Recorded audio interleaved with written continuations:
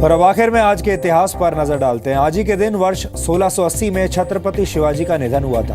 शिवाजी मराठाओं के पहले राजा थे और वर्ष 1674 में उन्होंने औपचारिक तौर पर रायगढ़ की गद्दी संभाली थी। शिवाजी को हिंदी परंपराओं को आगे बढ़ाने के लिए जाना जाता है और उन्होंने फारसी भाषा की जगह मराठी और संस्कृत के इस्तेमाल पर जोर दिया था। पिता की विरासत में मिली 2000 सैनिकों की सेना को शिवाजी ने 1 लाख सैनिकों की सेना में बदल दिया था। उनकी सेना गुरिल्ला युद्ध करने में निपुण थी और गुरिल्ला युद्ध को शिवाजी के नाम पर शिवा सूत्रा भी कहा जाता है। आज ही के दिन वर्ष 1914 में भारत के पूर्व सेना प्रमुख फील्ड मार्शल सैम मानेकशॉ का जन्म हुआ था। 40 वर्षों के अपने करियर में मानेकशॉ ने 5 युद्ध लड़े। उन्हें 1971 में हुए भारत और पाकिस्तान के युद्ध में भारत की जीत का मुख्य नायक माना जाता है। दुनिया में आज ही के दिन पहली बार वर्ष 1973 में मोबाइल फोन से पहली कॉल की गई थी। ये कॉल डॉक्टर मार्टिन कूपर ने न्यूयॉर्क की सड़कों पर चलते हुए की थी, जिसके लिए डॉक्टर कूपर को फादर ऑफ सेल फोन भी कहा गया।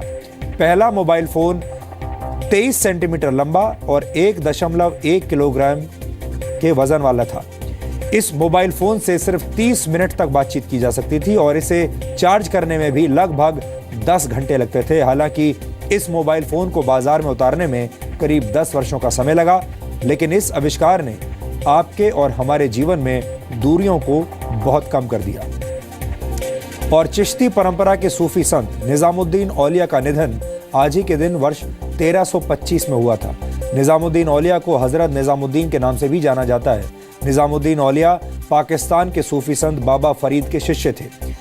मशहूर सूफी कवि अमीर खुसरो उनके 600 से ज्यादा शिष्यों में से एक थे। निजामुद्दीन औलिया और उनके शिष्य अमीर खुसरो दोनों का उर्स दिल्ली की निजामुद्दीन दरगाह पर हर साल मनाया जाता है। तो डीएनए में आज इतना ही। अब आपसे हमारी मुलाकात होगी कल रात 9 बजे। तब तक आप खुश रहिए और सुरक्षित रहिए और 200 रुपए के नोट का इंतजार कीजिए। सरकार ने 200 रुपए के नोट लाने का फैसला किया है। ये नोट नए सिक्योरिटी फीचर्स के साथ लाए जाएंगे। ये नोट आपकी हिसाब किताब की आदतों को भी बदल देगा। नमस्कार।